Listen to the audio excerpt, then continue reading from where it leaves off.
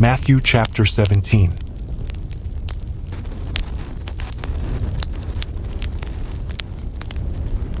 Six days later, Jesus took with him Peter and James and John his brother, and brought them up on a high mountain by themselves. And he was transfigured before them, and his face shone like the sun, and his garments became as white as light. And behold, Moses and Elijah appeared to them, talking with him. Peter responded and said to Jesus, "Lord, it is good for us to be here.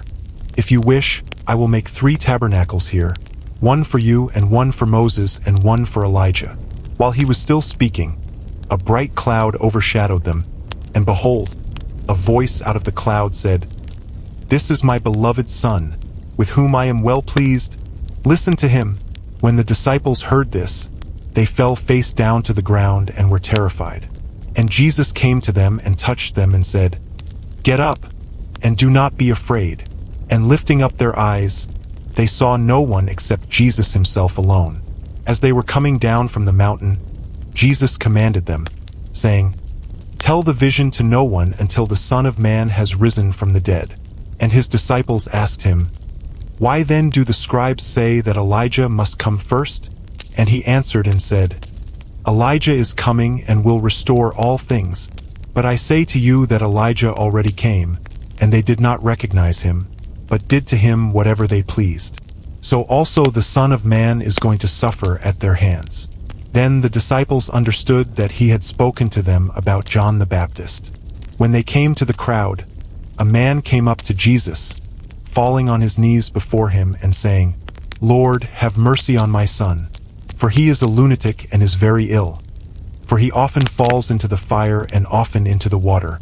I brought him to your disciples, and they could not cure him." And Jesus answered and said, "You unbelieving and perverted generation, how long shall I be with you? How long shall I put up with you? Bring him here to me." And Jesus rebuked him, and the demon came out of him, and the boy was cured at once. Then the disciples came to Jesus privately and said, "Why could we not drive it out?" And he said to them, "Because of the littleness of your faith. For truly I say to you, if you have faith the size of a mustard seed, you will say to this mountain, 'Move from here to there,' and it will move, and nothing will be impossible for you. But this kind does not go out except by prayer and fasting." And while they were gathering together in Galilee, Jesus said to them, "The Son of Man is going to be betrayed into the hands of men, and they will kill him, and he will be raised on the 3rd day." And they were deeply grieved. When they came to Capernaum, those who collected the 2 drachma tax came to Peter and said, "Does your teacher not pay the 2 drachma tax?" He said, "Yes." And when he came into the house, Jesus spoke to him first, saying, "What do you think, Simon? From whom do the kings of the earth collect customs or poll tax? From their sons or from strangers?"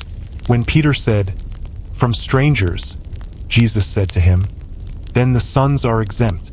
However, so that we do not offend them, go to the sea and throw in a hook, and take the first fish that comes up. And when you open its mouth, you will find a shekel. Take that and give it to them for you and me."